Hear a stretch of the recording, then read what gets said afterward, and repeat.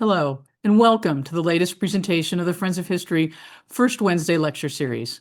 I'm Kathleen Daggett with the Friends of History. These monthly lectures are provided free of charge by the Friends of History of the New Mexico History Museum. We do, however, accept and encourage donations. Your contributions directly support programs, exhibits at the New Mexico History Museum. Should you wish to give a gift, we appreciate any amount. Please go to our website and click on the donate button at the top of that page. The fall season offers many engaging and educational activities in Santa Fe, including the annual Fred Harvey History Weekend of lectures, fun, and food that begins on November 7th. In anticipation of this year's Fred Harvey History Weekend in Santa Fe, we're pleased to present a lecture by Kathleen Dull focusing on a slice of Fred Harvey history. Join us today on the world's most distinctive motor cruise service. Discover the origins of a new kind of tourism, one that revolutionized the industry and altered the economic and cultural trajectory of the Southwest. During this talk, Kathleen will delve into the beginning of the Fred Harvey Company's Indian Detours, including Erna Fergusson and her Koshare Tours. Meet the drivers and couriers and enjoy armchair travel in Fred Harvey luxury while exploring the Southwest. Our speaker today is Kathleen Dull, a librarian and archivist at the Fray Angelico Chavez History Library at the New Mexico History Museum.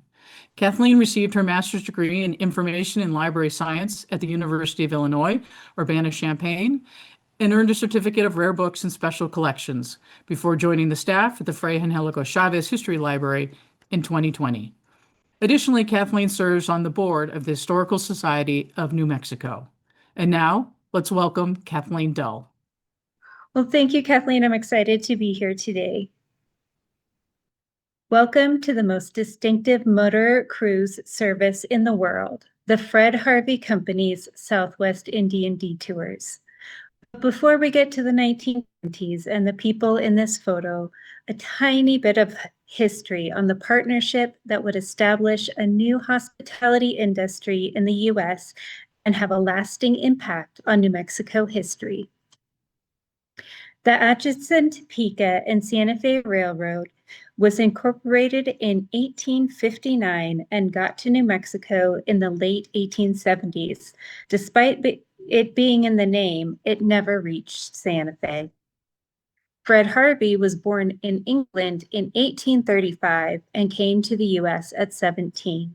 The Harvey ATSF partnership began in 1876 and, famously, was sealed with a handshake. Harvey opened eating houses along the railroad and was not charged rent. Eventually, there were dozens of Harvey House restaurants, 15 hotels, and 30 dining cars. The Harvey Company described it as 3,000 miles of hospitality, stretching from the Midwest to California. One hallmark of the Harvey Company was an unwavering dedication to high standards and excellent service, which you will see in the slides today. So today, if people are aware of the Harvey Company, it's usually because of the Harvey Girls film based on a book of the same name, which came out in 1946 and heightened awareness of the workforce revolution brought about by the Fred Harvey Company. At first, Harvey hired male waitstaff, but they proved unseemly and unreliable. Starting in 1883 as essentially a pilot project from Raton, unmarried women aged 18 to 30 who promised not to get married for the first year were employed as highly respectable waitresses at Harvey houses along the train route. It's estimated that over the decades, more than 100,000 women worked as Harvey girls, and some are still alive today. Being a Harvey girl was not the only employment opportunity for women in the Fred Harvey Company, and a select few who were based in Santa Fe were paid to go on adventure. So prevalent are the Harvey girls that even recently, when we bought a copy of this book, the bookseller described it as signed by the author and 18 surviving Harvey girls. Before seeing the signatures, I was quite confused as to why the waitresses had signed this book. But it turns out that the bookseller, like so many, conflated the Harvey girls with the Indian Detours couriers. Today, we'll focus on a much less well-known, but just as impactful group of women who worked for the Harvey Company. So until recently, there has been just a single book about the Southwestern Indian Detours, which seems scant attention for an endeavor whose legacy on tourism can be felt today. Written by Diane Thomas Darnell and published in 1978, she interviewed surviving Detours employees 50 years after their time with the company. Until 2023, it was believed that all related papers were lost until a single box was located at the American Heritage Center at the University of Wyoming. Diane wanted the book to read like fiction, so she had what we can generously call a fluid relationship with facts and citations. To complicate her work even further, her interview subjects were recalling events 50 years later, and it relied on their recollections, which were often contradictory. However, one of the most important parts of this archive are the correspondence, because they have people's names and they are all spelled consistently. So in this slide is an envelope from her publisher, and written on the outside, someone has put, "This is about the Southwest Indian Detours, whatever they were." And if I ever write a book, I hope my publisher at least knows what I'm writing about. So what were they? The Indian Detours was a motor touring business with headquarters in Santa Fe. Although the business continued in one form or another until the 1950s, its heyday was the mid-1920s to 30s, and this talk will focus on 1920 to 1931. The excursions were motor car trips throughout the Southwest, designed to give the cross-country travelers on the Atchison, Topeka, and Santa Fe Railroad an adventurous interlude away from the railroad journey, which was then the only practical way for most people to get from coast to coast. The original tours were confined to north central New Mexico, but by 1929, a Detours car could be hired, complete with chauffeur and courier, for about $100 to go almost anywhere in the Southwest where a reasonable trail could be discerned. So, boldly contradicting the generally accepted origin story, I contend that the Detours all began with a woman, or rather, two women, Ethel Hickey and Erna Fergusson. Ethel Hickey taught English literature at UNM and worked for the Red Cross during the summers. She was also active in amateur theater, sometimes writing the scripts. The first newspaper article I found listing both Ethel and Erna, they were part of a theater production in Roswell, which I surmise was because of the Red Cross for whom they both worked. Now, the origin story for the Koshare Tours will change over the years depending on who tells it. But from 1920 to 1925, the two ran tours and established what would become a winning combination: educated, well-informed female guides and male drivers exploring New Mexico. They referred to their guests as dudes from the very beginning. In the earliest days, they were both based in Albuquerque, and you could either take a motor trip or one on horseback. It was so popular that they opened a branch in Santa Fe in 1922, which was mostly summers only, and Ethel was stationed there. Now, there's a tragedy in the Hickey family in 1925, and either because of that or for other reasons, Ethel moves to Oregon, where she will live until her death in 1944. And it's at this point where she starts getting erased from the origin story. Before Erna Fergusson was New Mexico's august lady of letters and distinguished author, she was, quite proudly, the world's first lady dude wrangler.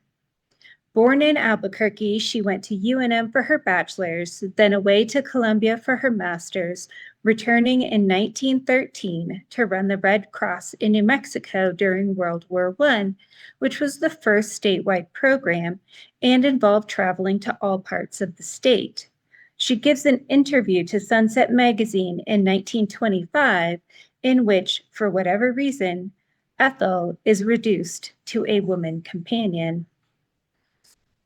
But Erna was great at marketing and struck a deal with the ATSF to promote the tours. So as early as 1924, the railroad promoted her tours. And this is a picture from a window in Atlantic City in 1924.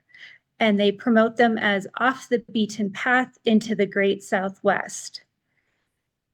They entice people in the brochure as saying, for the price of a good dinner for half a dozen people, we'll give you enough conversational food for a dozen dinners in any company. And now for the other half of the origin story. We have Major Hunter Clarkson, who after World War I returned to Scotland and bought a farm. In a Glasgow pub one night, he met a man who was a liquor salesman who asked Clarkson why he didn't just go to the US and said if Clarkson did, the liquor salesman would get him a job with Harvey. So he did. He came over and went to the Grand Canyon and went to work for Harvey. And his first job was shoveling manure, very glamorous. He was in charge of the transportation, which at that point meant mules and wagons.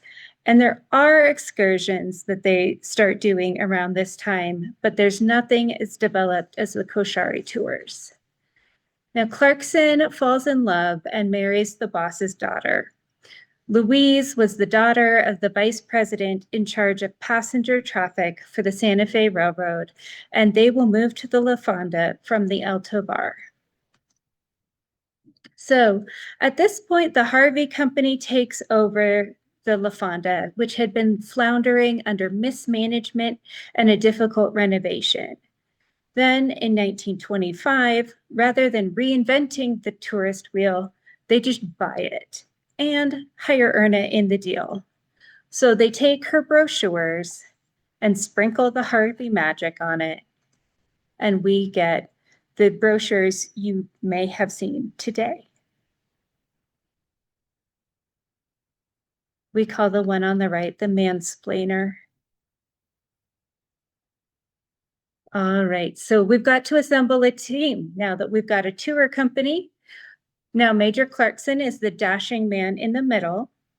Erna is the only lady. She is down on the lower left. And then directly above her is R.W. Birdseye, who was in charge of publicity and marketing. And if his name sounds familiar, it's because his brother Clarence invented the frozen dinner. All right, so we're going to need a center for operations, and the Harvey Company established the Santa Fe Transportation Company. The offices are directly across the street from the La Fonda, and the building is still there today in case you would like to recreate this photo. Once the La Fonda was finished, the Detours had spaces in the hotel that were built just for them. And you can see the courier lounge is over there on the left. It had complete information on interesting things to do and see roundabout Santa Fe and throughout the Southwest. Courier car motor service for regular and special detours, as well as a car rental service. And then a little farther up off of the patio was the lecture lounge.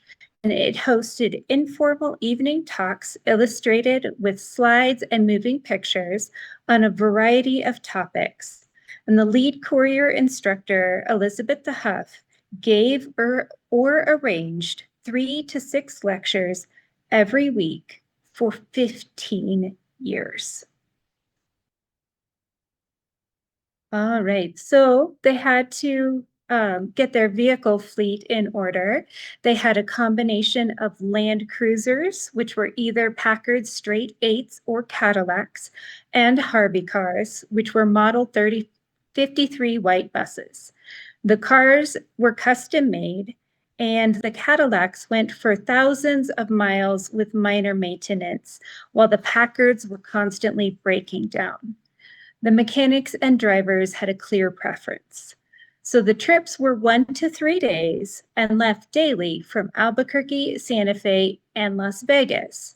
So if you do the math, that requires a significant number of vehicles. The rolling fleet was valued at $250,000 $1926. They were all specially built vehicles, and I love our armchairs that we have here. The seats swiveled so that you would have a good view out of either side. And as you can see, we do have fabric curtains. You know, it is hot, and you might want to draw your curtains. If you took one of the smaller vehicles, they technically could hold 7 people. However, they would only take 4 because, you don't want anyone to get squished. The Harvey Company ran a bus service from Santa Fe to Taos, Santa Fe to Albuquerque, and Santa Fe to Las Vegas. And this was the only public transportation available at the time. So in December of 1925, the Harvey Company talked to the Highway Department, and they ended up having to regrade La Bajada to accommodate the 18-passenger coach because it was the longest vehicle to do the route. And this is an earlier picture of what La Bajada looked like at the time. All right, so this is a picture from inside one of the brochures, and look at all of those great things that seem like roads. However, this is a picture of the road map from 1926, which is also the year that Route 66 is inaugurated. And both it and the Detours are having their 100-year birthdays next year. But it's a little deceptive because if you look at the legend, you'll find that the only section that's paved is Isleta to Bernalillo. The rest is graded, but maybe not even graveled. So if you are out in one of the areas that only has the lines in it, you better know where you're going. All of this mud leads to frequently getting stuck.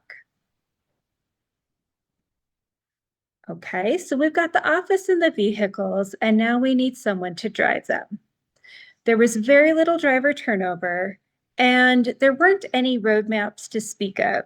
So a new driver had to learn the route by landmarks.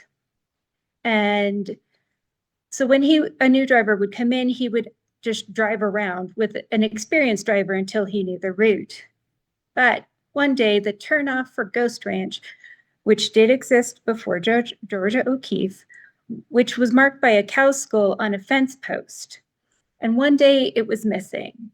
And the poor driver got his car of passengers very, very lost because that single skull on that single fence post was missing that day. At the beginning, the couriers and drivers were not allowed to date until Kay Montgomery went to Mr. Clarkson and told him that there weren't very many available singles in Santa Fe. The drivers were all decent men and the couriers nice girls, so let them date. And Clarkson did, which is why so many of the drivers married their couriers. So notably different from the Harvey girls are the Indian Detours couriers. The Harvey girls took orders and the couriers gave them. These women were in charge. They were 25 to 35 with college degrees, and it was okay if they were married. For anyone under 25, they could be substitutes, but not official couriers. The position and ideal candidate were described thusly: A well-developed sense of humor is a very valuable asset. The work is arduous, hours seldom regular, and in dealing with the great American public, everything does not run on oiled wheels, no matter how effective organization may be. Now, originally, there were 3 couriers, 2 of whom worked for Erna when it was Koshare.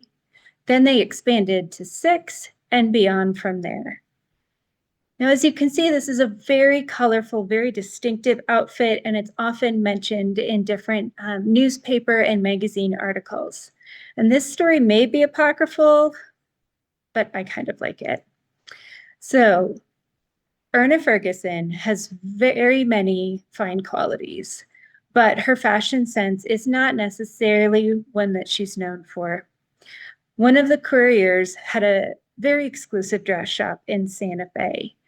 And the original courier outfit, which is not what you see here in this photo, was so ugly that her mother banned her from going in the shop during business hours. So the couriers got together and came up with a counter proposal and went to Erna and said, "Can't we please wear this?" And to her credit, Erna accepted their counter proposal. So that led to the very distinctive courier outfit that is in all of the photos. One of the hallmarks is that it is very colorful, and that was helpful on the train platform where you had to be seen from a distance. So the couriers went to 4 months of classes that included anthropology, history, geology, and everything in between.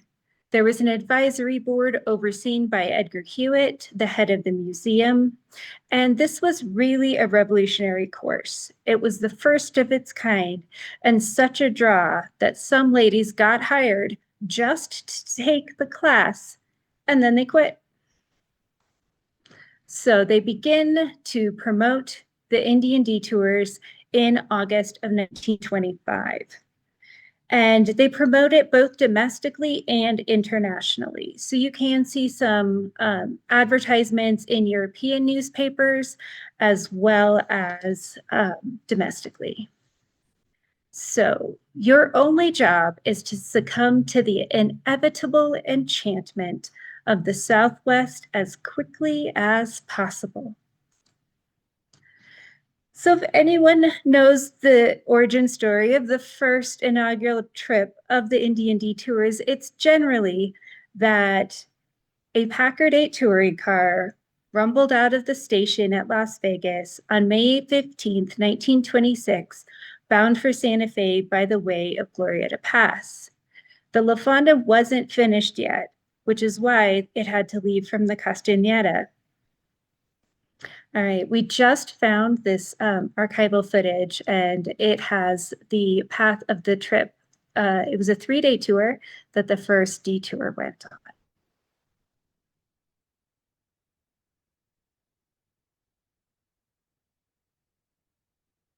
So they leave from Vegas to Starvation Peak, Tecolote, San Jose, Pecos Ruins, Apache Inn for lunch, Glorieta Pass, to Santa Fe to stay the night, over to Puye, up to San Juan, around to Santa Clara, over to Santa Fe, over to La Bajada, down to Santo Domingo, and Albuquerque. Quite a road trip for 3 days. However, there were 2 trips that left that day.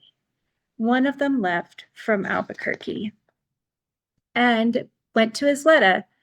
And Marcella Maston, one of the original couriers, was a courier on this trip. And no one knows there were 2. And I just love that we found the second one. So this is the other side of the brochure from the earlier slide. And you could pick 1, 2, or 3 days. And you could join the detours either going westbound or eastbound. You could buy your ticket in advance at the La Fonda or from the couriers who were stationed on the trains and went from car to car.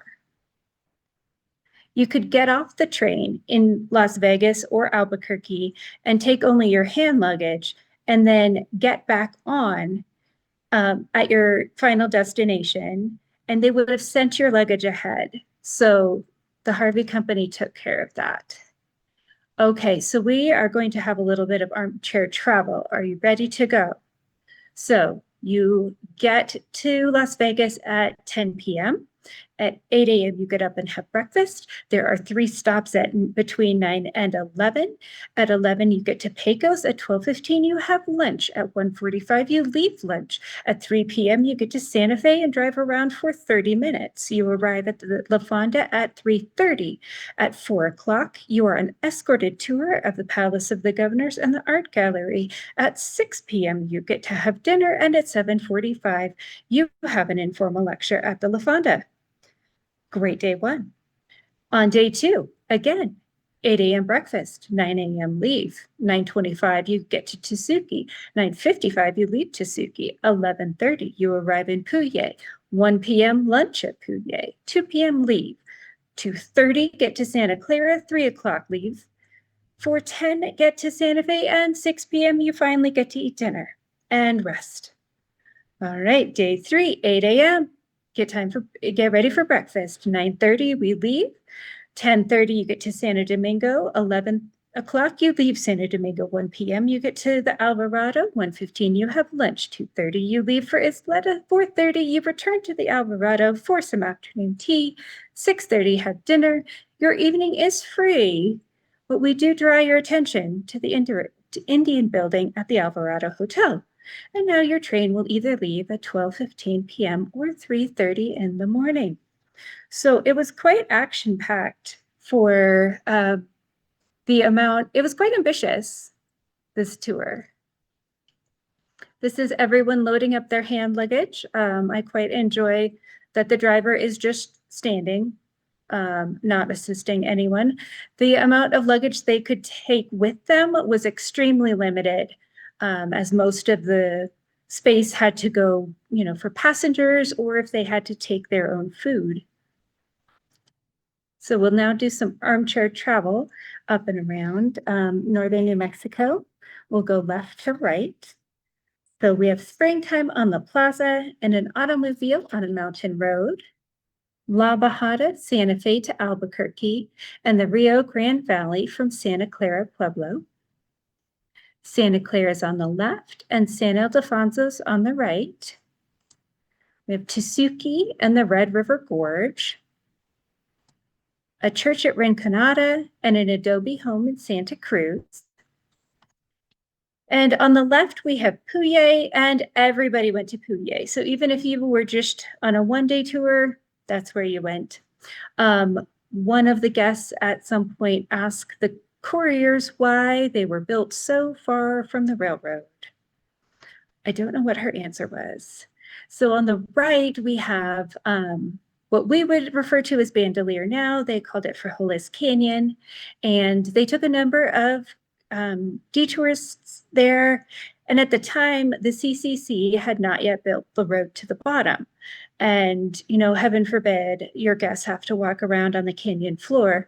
So they did have to clamber down the sides of the canyon. But at one point, the Harvey Company drove a vehicle to the top, disassembled it, lowered it down on ropes, and then reassembled the vehicle at the bottom and drove people up and down on the car at the bottom.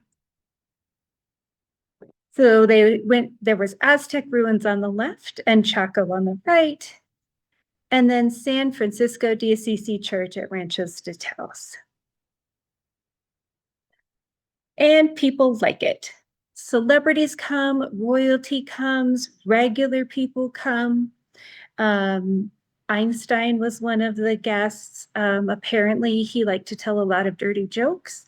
And first he would tell them in German, and then he would tell them in English because, he didn't want anyone to miss out on his wit.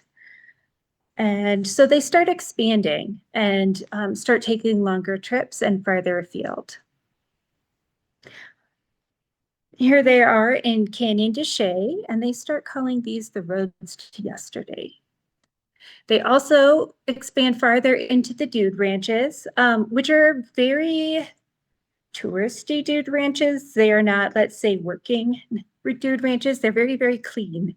But this is where the Roughing It Deluxe comes in. And travelers thought they were really experiencing the Wild West and quite enjoyed it. All right, so you can see at the very, very bottom of this slide, a couple very small detours. This is the inscription rock at El Morro.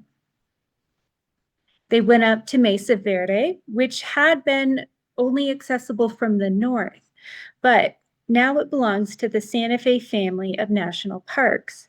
The new getaway and the quick way is via the Santa Fe Railroad to Gallup and thence by auto stage.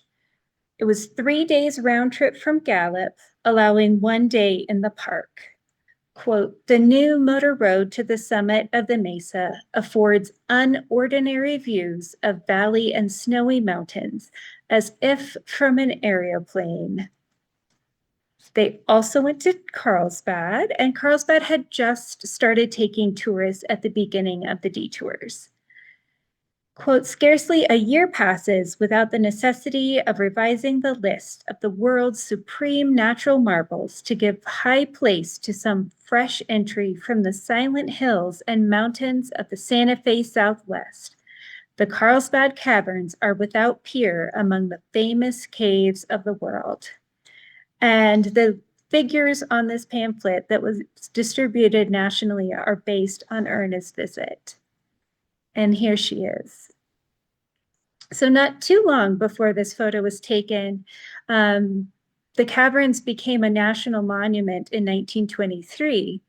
And, you know, they didn't have a lot of infrastructure quite yet. At that point, they were still lowering guests into the caverns in the guano bucket, which sounds absolutely terrible. But there were no lights or elevators at the time. So they had to take a cavern guide with them. And he would have to light a magnesium flare and then run around the big room so that they could even see what they were standing in. It took 4 days from Santa Fe, and one of the drivers recounted a trip with ladies whose husbands had gone on a fishing trip to Alaska. And those same girls decided they wanted to go to Carlsbad. So we took off, and it was hot. Coming back, they started to sing in the back seat. I turned my head, and they were sitting there, dressed in slips and slugging gin out of flasks. They said it was too hot to wear their dresses, so we drove 270 miles across the Malpais Desert, getting noisier and hotter. So in the 2 to 3 years after they started, this article came out in the New Mexico Magazine predecessor, the New Mexico Highway Journal, and they went 800,000 miles without an accident. The drivers did have safety requirements because there weren't necessarily the national ones we have today. And one of them was that they were not allowed to speak to the passengers, or rather the passengers were not necessarily allowed to speak to the drivers. And the dudes were always told beforehand that you can ask the courier because the driver needs to safely concentrate on his driving. And the drivers received medallions for mile markers. So when they would hit, 100,000 miles, they would get accommodation for that. Notably, the Indian Detours were marketed as being safe for women and children. We recently found this album from Mrs. Chessie Barth, who made the trip alone. So not only was it pretty revolutionary for the employees of the Detours, it really changed who could go on them. And she's here, I think, quite enjoying her trip. And so the detours become so popular, they start getting parodied. This article called The Great Southwest came out in the Chicago Tribune in 1929, and it is a 2-page kind of spoof. In describing the courier, they say, the girl guide. Indian detour couriers are smart girls. A girl guide taking a party of inquisitive tourists on a sightseeing trip must have her geology, zoology, and languages right at her tongue's end. She must know enough about geological formation to be able to point and say, look, that's a mountain. And it is hugely popular. Like the Harvey marketing machine had gone into overdrive. So before the detours, if you wanted to go to one of the pueblos, you first had to get to New Mexico. Then you had to find and hire a taxi to get you onto one of the pueblos and then see what kind of reception you got. But now the company had struck deals with each one of the pueblos and paid per head. Plus, where photos were allowed, everyone who took a photo was expected to pay the person they photographed. And if any of the guests balked, the courier pointed out that if their work was interrupted multiple times a day, they would want to be paid for their time. And the marketing machine was so effective that thousands of people came. The first detour was in May of 1926, and by December of 1926, over 10,000 people took a detour. And to give you some perspective, there were fewer than 19,000 people living in Santa Fe County at the time. So they essentially doubled the size of the county every month. And I mean, that would have been just, a profound change in how you lived your life. If, 6 Cadillacs pulled up every day at 11:30. So we start having some staff changes. Erna leaves about a year and a half after the first Harvey Company Indian Detour, and her writing career starts about now. Miss Winnie Schuler becomes the chief courier, and as you can see, they have grown along with the number of guests. And so first there were 6, and then there were 3, and then there were 6, and now we have many, many more couriers. They still have their advisory board though. In March of 1931, they sell the business to the Clarkson brothers, who had both worked for them before, and they changed the logo from what they called the Thunder Chicken to the Eagle Dancer, which makes things much easier to date. And one of the drivers described Major Clarkson as having high-powered taste, personality, and glamour. His brother Jim didn't have much personality, but he was hardworking and had a good business head. So Hunter Clarkson was more interested in war and went off to World War II, and Jim was very hardworking and tried to keep everything going. The Depression was hitting, which took a little while longer to hit New Mexico, but with wartime rations, they were downsizing staff, and it just became a different kind of company. Clarkson tried to revive it in the 50s, but the circumstances really had changed. So the topic goes dormant until almost 1980, when Diane puts her advertisements in the newspaper. Her husband was one of the last Indian detourists, and her book is essentially a love letter to him and his childhood memories. She plays fast and loose with name spellings, but we have good confirmation from the center. And I am so grateful for all the good handwriting in that archival collection. If you want to get included into history, I recommend legibility. There's nothing more from her until 2023 when we find this box. So there were at least 52 couriers and administrative staff, and at least 55 drivers and mechanics. Their stories are out there and add so much richness and illustration to this history. There are so many more paths to explore that I hope we can all find ourselves on a little detour. Thank you.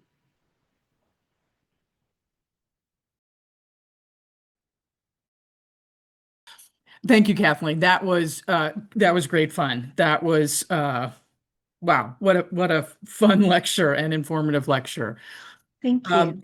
You mentioned, I'm going to ask you a couple questions since we don't actually have an audience. But you mentioned why the Harvey girls were women, or like why they weren't guys.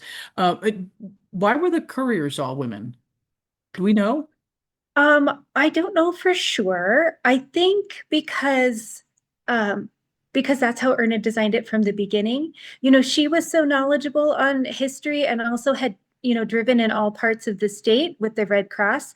And so I think since she liked to take people around and be that tour guide and that expert, that she was only going to let other women have that role. In on the fun. And then Exactly. you said it started with just a couple, then a couple more, and we got to about six, but there were tours all over the place. How many did they get to? Any idea? We have at least 50 that we know of. And that includes, like administrative stuff, but they also had substitutes. And, if they would bring in like conferences essentially on the railroad, they would all sort of converge on there. And then everybody would get put on a detour. Wow. Very, very cool. That 3-day tour that you took us through was wow, that you have to be hardy. That seemed very precise and a very full schedule. But I was noticing that some of the things you were literally you got to be at points for a half hour. Uh, did that all really work? I think so. And, I think it kind of worked also for everywhere they visited because it helped them stay on schedule and like they knew that they were only going to have people for 30 minutes. The Harvey Company also changed not only the economies of the pueblos, but also the types of ceramics.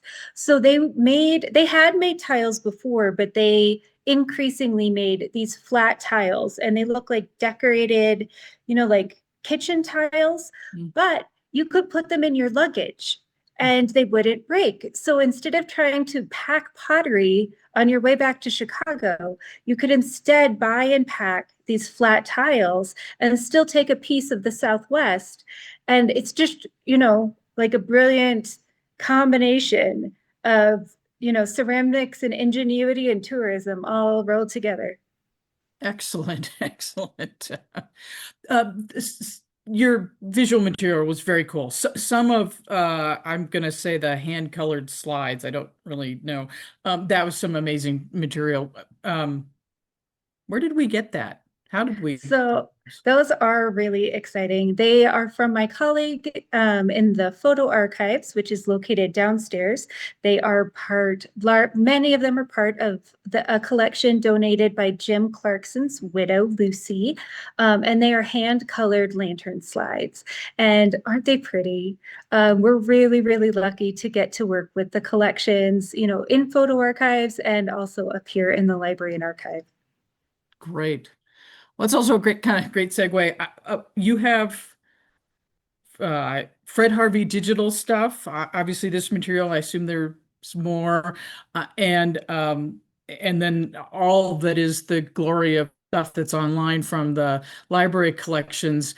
Uh, how do people actually get to this? If we're not actually in the library, can is it accessible online? How do people reach this?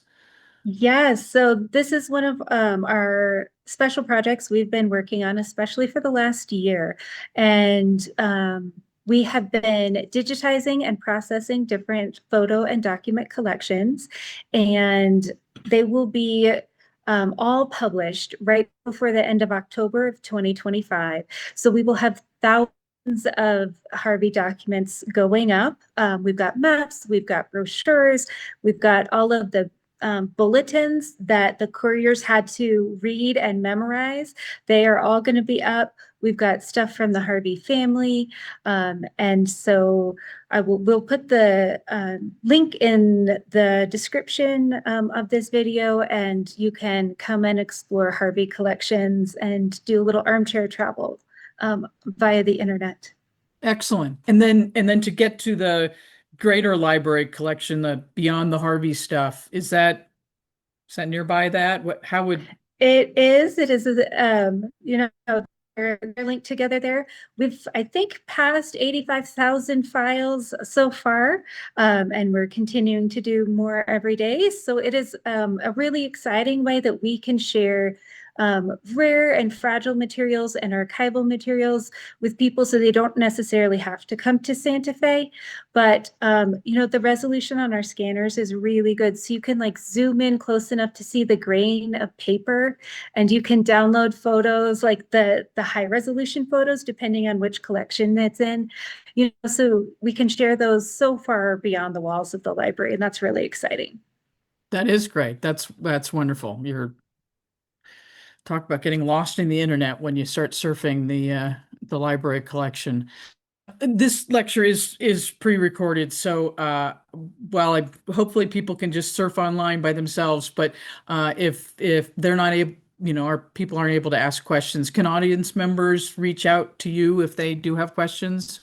Please do. We would love that. So you can contact me at the History Library, or me personally. My contact information is in the last slide, and we'll link it in the description as well.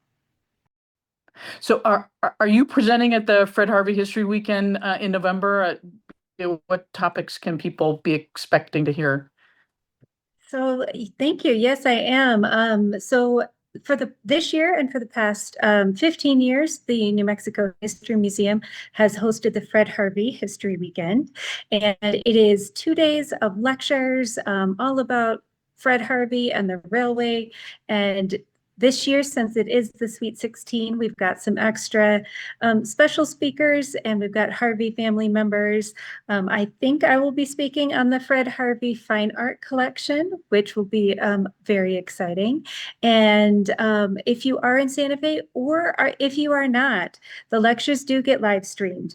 And so you can enjoy them from anywhere, and tickets are on sale now.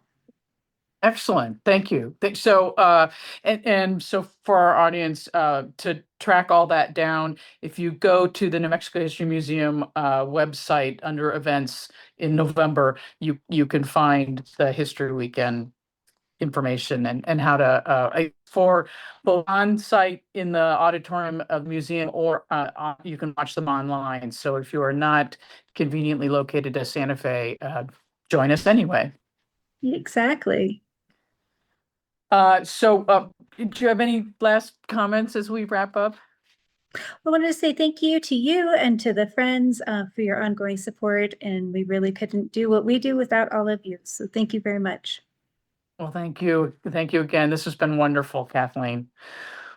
For our audience, in closing, a reminder to visit our website at friendsofhistorynm.org, where you can watch past Friends of History First Wednesday lectures. Click on the lecture series link at the top of the page, and then past lectures to actually see the list of our lectures. If you wish to learn more about the Friends of History and our lectures and other activities, join our mailing list or email us at nmhmfriendsofhistory@gmail.com. And of course, we encourage you to become a friend of history.